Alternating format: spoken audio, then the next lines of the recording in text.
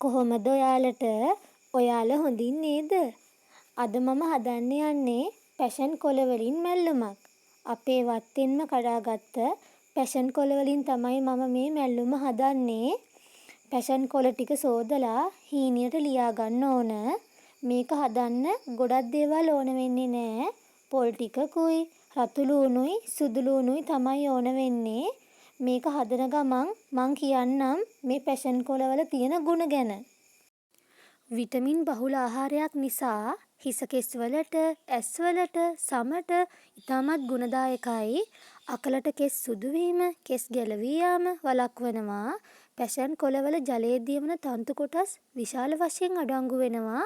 එමගින් බඩවැලේ සහ මහාන්ත්‍රයේ ගබඩා වන නොයෙකුත් විෂ සහිත ද්‍රව්‍යයන් ඉවත් කර එය පිරිසිදු කරනවා.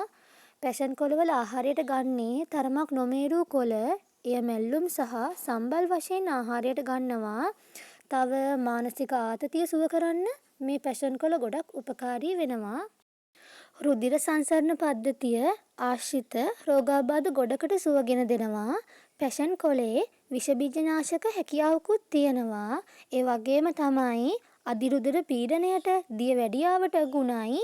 යකඩ අඩංගු ආහාරයක් නිසා රක්ත හීනතාවය වළක්වනවා. ඉතින් රසවත් වැල්දොඩම් කොළ මැල්ලුමක් හදාගන්නේ මේ විදියට.